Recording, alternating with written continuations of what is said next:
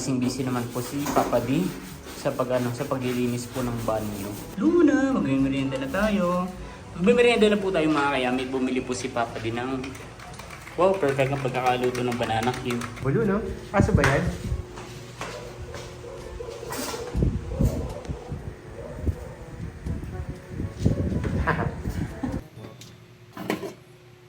Wow, luto na nga ni. Kain na po tayo.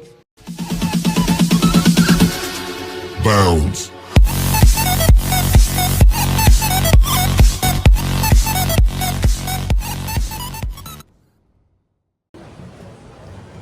Kamusta mga kayami? Isang masaya at isang masarap na vlog na naman ang pagsasaluhan natin. For today's episode, nandito tayo ngayon sa third floor. So rest day po natin today at dahil rest day natin ay laba day. Ayun. Naglalabas na po ng tubig yung ay tapos na. Yung ating automatic washing machine Toshiba na binili po natin sa Robinsons Appliances. Ayan. So naka isang salang na po ako. Yung mga konting sando na kulay puti at saka po yung ating mga panyo at underwear. Yun, so konting salang lang naman to. Meron tayong mga short, medyas, mga damit na po yung nakasalang ngayon Tapos ito po yung mga blanket. Tapos ito po yung ating uniform, hindi po natin iwa-washing. So bali ay lalaban po natin dito sa separate. Kukusutin lang po natin. Let's go. Bakit din po sa third floor si Papa D at binabalot niya na po ng ng cling wrap yung ating kama. Yes, pwede nga rin sanang ilatag yan dito sa third floor para kapag magpapahinga ay maginhawa dito sa taas. Kaya nga lang nga po ay baka po may makapasok uling ng mga pusa dito ay umihi sa ilalim, so mas mahihirapan naman po tayo. Dapat walang butas. And so, i-set aside lang po natin ito at ito naman po ay magagamit pa natin.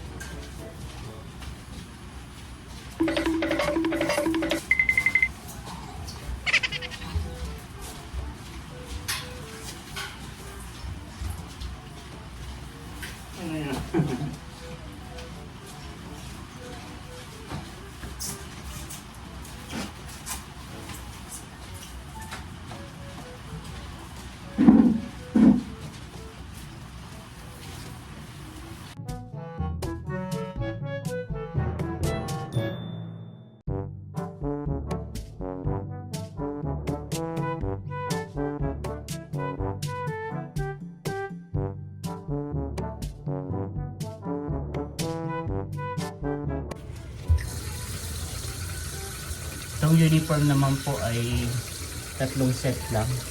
So, pupusutin lang po natin ito. At pwede na. Kasi hindi naman po ito masyadong madumihan.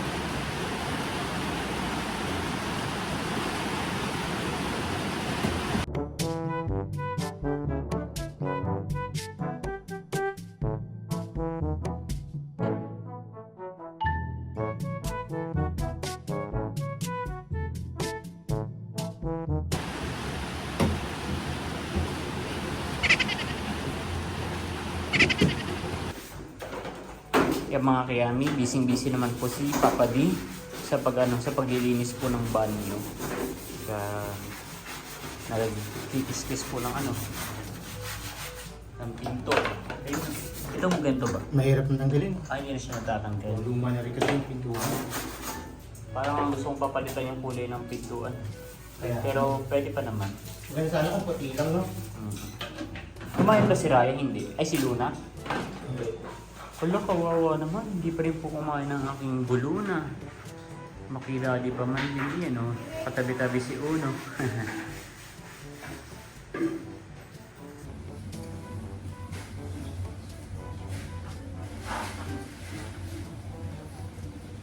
Kaya mga kayami, magpapaligo naman po tayo ng ating alagang puppies.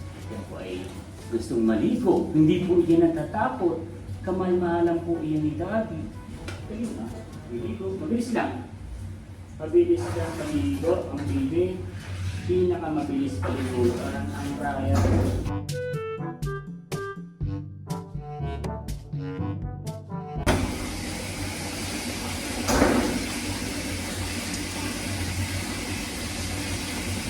Much later. Ayun mga kayami, katatapos lang pong maligo ng ating mga alagang puppies. So si ano na lang po na videohan ko. Hindi ko na po na videohan si Scarlett tsaka yung dalawa at ano. At napaka-ingay ay ano po, pamasigawan ko. Baka makakasuhan tayo ng child abuse. Hindi ko lang po pinaliguan pero pinunasan po natin ay si Luna. Masama pa rin po ang pakiramdam. Luna, magmimerienda na tayo. Magmimerienda na po tayo mga kayami. Bumili po si Papa din ng wow, perfect ang pagkakaluto ng banana cue. Yan, tapos ay ano ito? Parang buchi. Buchi. Wow. Kape po tayo mga kayami. Let's merienda. Let's merienda. Gusto mga kayami.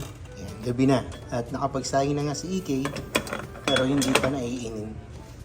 Ayan, katatapos na namin mag-concert. At magluluto nga tayo ng paksiw na galunggong. Ayan. Bumili tayo ng galunggong kasi noong nakaraan may nag-comment doon sa vlog natin. Diba sabi ko nga, ayaw kong bumili ng galunggong kasi ayaw ko na nagtatanggal ng bituka. Tapos ilalagay sa basurahan na mamaho. Sabi ng isang nag-comment, ano daw, itabi, tapos ilagay sa freezer. Tapos, pag may dumating na magkatapon ng basura, tsaka natin ilalabas. Hindi kasi kami nagpapakain ng bituka tsaka hasang ng isda sa mga pusa. Kasi kawawa. Parang feeling namin hindi siya natutunaw ng maayos. Parang ganun. Kahit tinik po, hindi kami nagpapakain ni EJ sa mga alaga nating mga baby. Bali po pumunta ako ng palengke kanina. Tapos ay nakabili ako ng bangus. Kukunti po ang isda ngayon kasi medyo maulan ang panahon. Halos wala na rin laman sa palengke. Buti nakita tayo ng bangus. Ay, ng tilapia. Medyo mahal pa nga po ang kilo nito. 120 po ang kalahati. Ay, 130 po ang kalahating kilo. Parang halos ka presyo na siya ng bangus. Pero dahil nagkikrave po tayo ng galunggong na paksiw, nagbumili pa rin tayo. Nilinisin lang po natin. Ganito po ako maglinis. Wakwak na wakwak. Tanggal na yung bituka at yung hasang tsaka yung bituka. Ayan. Bali po ko konti lang.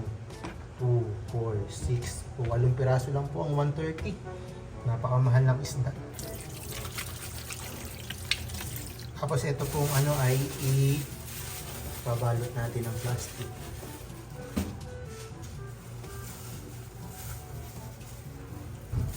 Doblehin na lang po lang. Sana ay hindi makalimutan pag magpapatapon ng basura. Kasi papasok muna natin sa rep. Saan kaya? Yan ka lang ha. Tapos ay ugasan na po natin itong isda.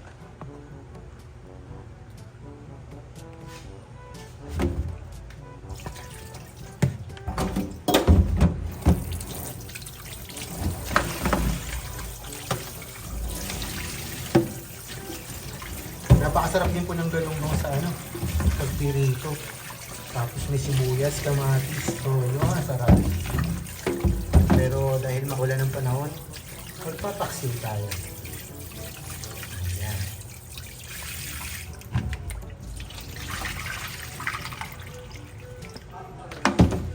Tapos ay maghihiwa na tayo ng sibuyas at bawang.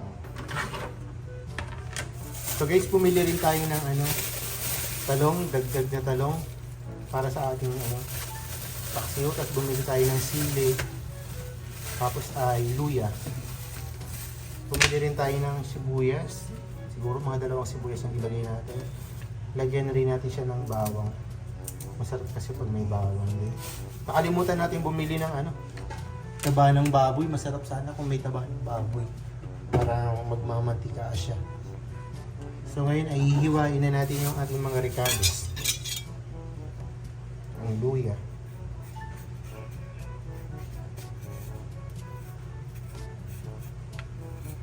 Medyo madilim po rito sa kusina namin. Hindi po maganda kasi yung pwesto ng ilaw.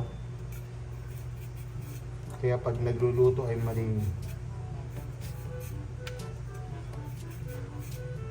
Nagbabalak nga kami ni Kim maglagay ng ilaw, yung idinidikit lang dito sa bakal para pag magluluto ay maliwanag.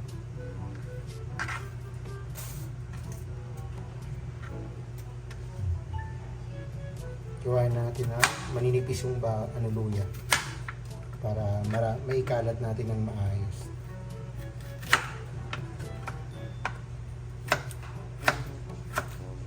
Hiwang pang iskaloche.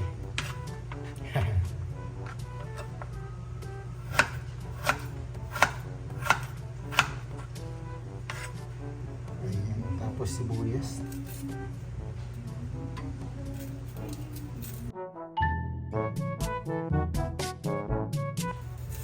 Parang mula nung lumipat kami rito sa bahay, ngayon lang kami nagluto ng galunggong. Salamat po kay ma'am na nagtayo na i-rep muna yung bituka ng isda. Malaking tulong sa amin.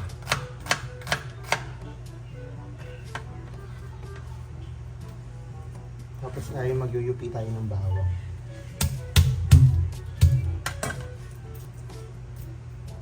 Pag naghihiwa daw ng sibuyas, bakit daw tayo napapaluha? Parang may nabasa ako o napanood sa TikTok ba yun? Kasi pala ang sibuyas daw ay kumakapit sa mga basa, sa mga mababasang bagay. Eh ang katawan natin, ang mata natin ang laging may tubig o basa.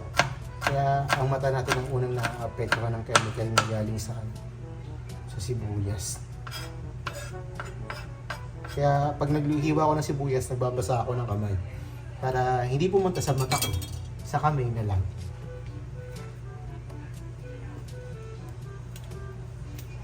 Hugasan din natin itong sili.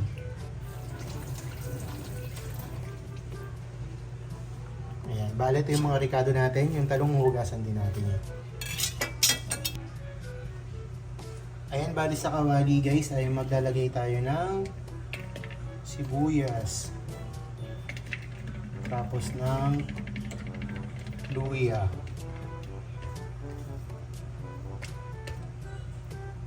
Ayan, tapos ilalatag na natin yung isda natin. Ayan. Para yung lasa niya ay kapit na kapit. Meron na nasa ilalim. Tapos ay magbubudbud din tayo sa ibabaw.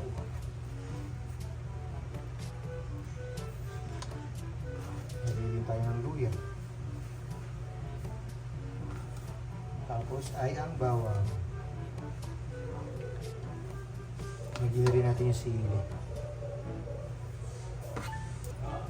Grabe yung talong, 4 na piraso, 10 piso. Para nabudol ako dun.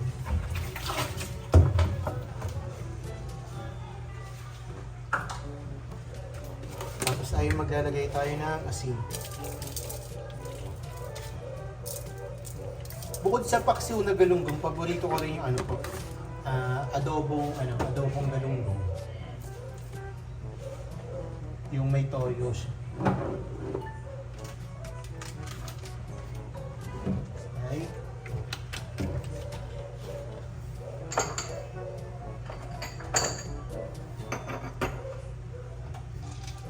Maglalagay din po tayo ng dahon ng laurel.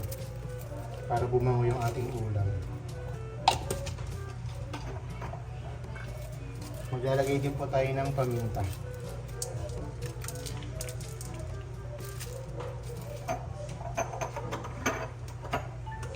Tapos po ay betchin, pang pa-enhance ng lasa. Konti lang. Tapos ay kami po ay mahilig po kami sa mga matatamis na ulam. Kaya kami ay nagdadagdag din ng asukal. Konti lang. Mga 2. Ayan. Tapos po ay tsaka natin siya lalagyan ng suka.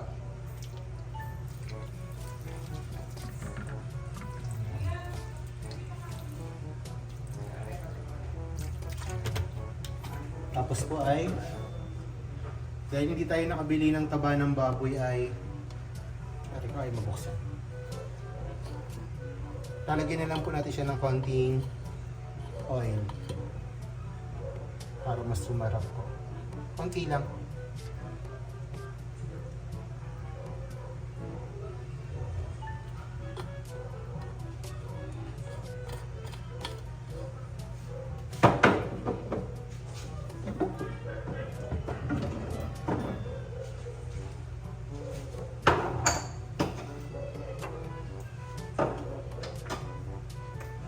Lagyan na rin natin ng powder na paminta.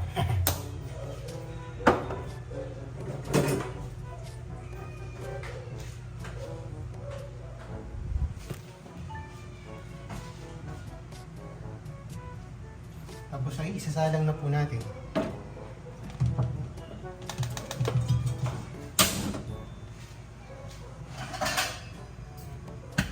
At tatakpan. Ihabol pala natin yung tanong. More. Kita natin, lagyan natin yung tanong. Hindi maganda yung talong na napili. Nabudol ako, 4 na piraso, 10 piso.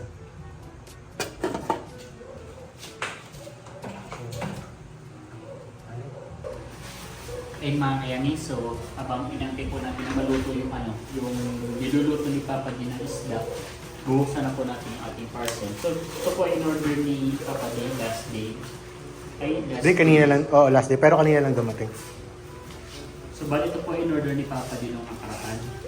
At kanina po ay may dumating na. Dahil nga po masama yung pakiramdam ni Raya, ay ni Luna, bumili po siya ng vitamins, tsaka po gamot na pampurga. Yan, so ano ito mga to? Ayan yung pampurga. Ito yung pampurga. Parang pang ilang beses natin bumili ng ganito. Pangalawa na yan. So effective naman po at napupurga naman po yung ating mga alagang puppies. Si Raya nga po, si Luna nga po ilang araw na po hindi kumakain, parang 2 days na. So ito po ay internal and external dog deworming 2-in-1. So ito po ay 4 pieces. And then aside from that, ay bumili rin po si Papa ni ng vitamins. Seaweed, lecithin, hair care, pet probiotics. Hey, kung kakaiba siya? Sana, Ay, marami pala to. Isang piraso kasi laman yan, isa-isa yata. So check po natin. Check nga natin naman. Baka 2. Oo nga pala, ito nga pala yung Diba? Isa lang siya. Isa lang, isang piraso, isa. So mamaya na lang po, mamaya ba o pagkakain? Maganda sana bukas bago pagkagising. Doon natin papainom. So ito po ay, try na lang po natin bukas pagkagising. Para wala pang yung laman yung sikmura nila. Ilan yan lahat? Dapat 7 yan? 8? Sakto. 8 tapos 2 vitamins. Pwede ba itong sabay? Siguro, oo. Di ba binili natin yung mga pusa na nakaraan? Doon ko rin binili yan. Pero pwede rin pala aso tsaka pusa yung nakalagay Patikimin niya ang Scarlett. Vitamins lang naman yan. Vitamins. Ang pagaling nga. Itong probiotics. Papatikin po natin si Scarlett. Tignan natin kung kakakain. Medyo malaki pala. Ayan. Ayaw. O, isa pusa. Ay, happy. Ako nakuha. Nakuha ba ni anak? Nakuha ni Ryan. Para kagaling nga, nagbabitamins pala yung baby ko na yun ah. Ang bulo, no? Aso ba yan?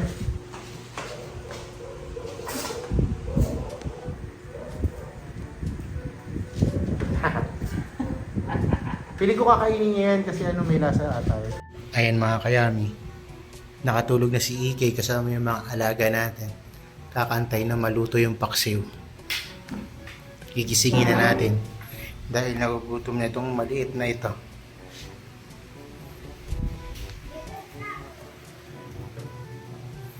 Kain na tayo? Parang bingo. Naku, ano naman. At luto na nga po yung paksiw natin. Sisilipin po natin. Wow, luto na nga ni. Kain na po tayo. Ayun mga kayami, so nakahain na po tayo. Ito na po yung ating pinaksiw na galunggong. Ang request po yan ni Jungkook. Ay, ni Luna. So kakain na po tayo mga kayami habang nanonood po ng vlog. Ayan, yung prank. Set up ko lang po.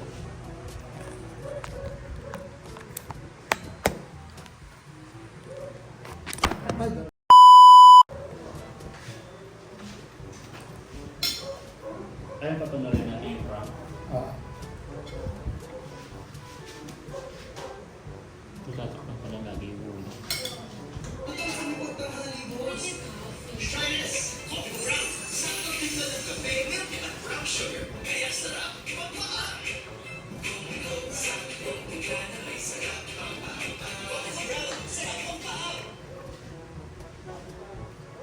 Biglaan mo din. Isang spring, rosy bread na, mag-rexulan natin. Kain po mga kayami. Kain po.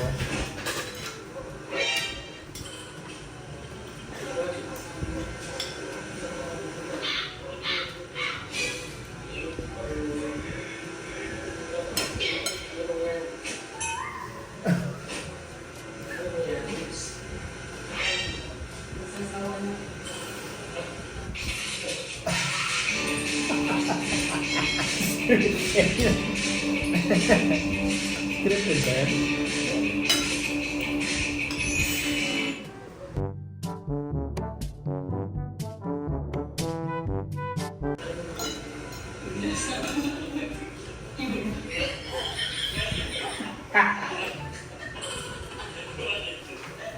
Hindi mo na pinagayan.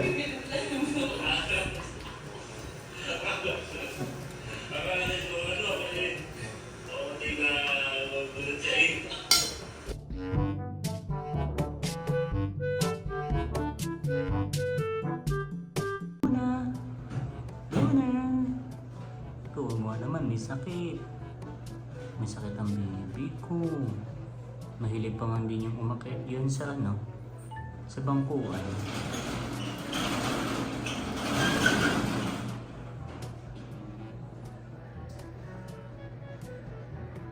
Inaantok.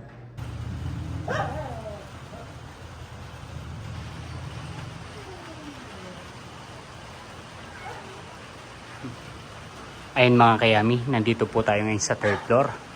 At ito po yung aking mga nilabhan. Naubusan kami ng hanger ng pangsipit, kaya yung po mga medyas ay sinampay ko na lang po ng ganyan muna. Sa first time naming maubusan ng hanger, kaya Pero possible din naman na sakto lang talaga yung hanger natin. Marami lang po talaga akong nilabahan ngayon.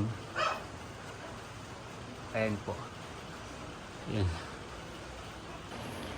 Nakulab ba mga kayami na kapag nakikita mo yung mga sinampay mo, parang iba yun sa pakiramdam, parang ang gaan, ang sarap tingnan, parang nakakasatisfy tingnan na yung accomplish mo sa paglalaba. Ayun, so bababa na po tayo at mag-i-edit na tayo ng video and matutulog na rin tayo mga kayami dahil bukas ay may pasok na po ulit. Ayun, kung kailan nga po rest day natin tuwing Wednesday ay umulan. Supposed to be ay lalabas kami ni Papa D at magagala-gala kami, maglalakad-lakad kami dito sa may C4. Kaya lang ay siguro ay next time na lang kasi bigla pong umuulan umuulan-ulan. Tapos nga po ay tayo ay naglaba. So dito ko na po tatapusin ang vlog na to. Maraming salamat po sa lahat ng patuloy na nanonood at sumusuporta. Hindi lamang sa aking channel kundi sa buong Team Hitik. Hanggang sa muli para sa isa na namang masaya at masarap na vlog. Good night.